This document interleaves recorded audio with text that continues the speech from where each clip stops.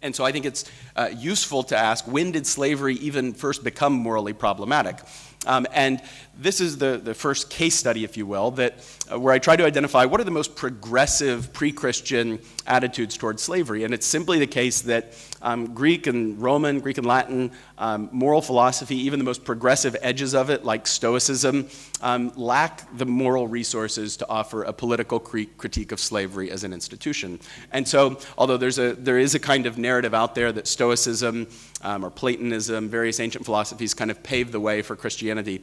In fact, Eric, if you look at particular social institutions like slavery, there's an utterly distinct break, that there's somehow a kind of leap of logic that occurs with the rise of Christianity to a public philosophy. And so, if you take the case of slavery, the Stoics never criticized slavery as an institution. And again, going back to something that Professor Rist said, which I think is a very important point, there's criticism about that's grounded in the moral health from the master's point of view, the moral well-being of the agent, but not of the victim of certain practices and institutions like slavery. And so you simply don't find that philosophies like Stoicism, which do say that all human beings are possessors of moral reason, but you don't see any criticism of slavery, the practice of slavery as an institution.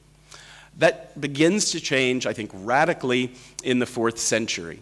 And I would qualify this by saying that what you don't see arise in the 4th century is an abolitionist movement. A scholar of the period has written that the scriptural core of Christianity provided no articulate program of social reform and little impetus to change on the question of slavery.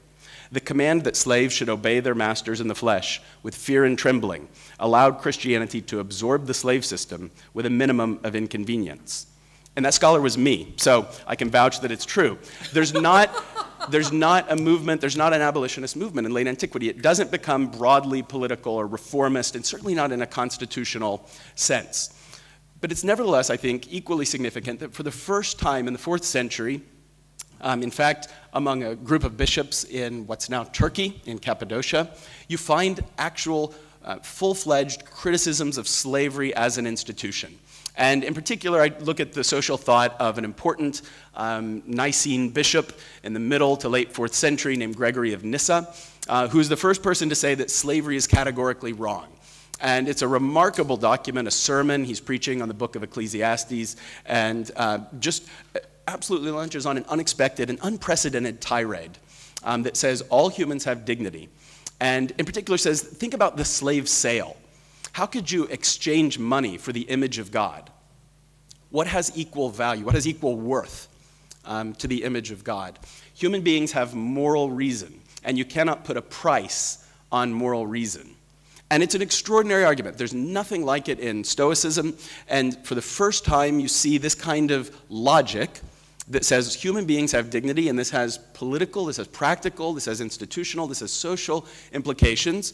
And what a courageous kind of train of thought. It's almost like the Christian social gospel is a moral light switch. It's a flip. It's not a kind of gradual incremental improvement. It's a kind of argument, a kind of logic that was utterly unprecedented in the ancient world. Now, the great tragedy is that this has utterly no consequence in ancient Cappadocia, in ancient law. But nevertheless, for the first time, you see this kind of logic, and it's squarely grounded in the idea that all human beings are creatures in the image of God, and they therefore bear a kind of moral rationality that can be violated by particular social arrangements.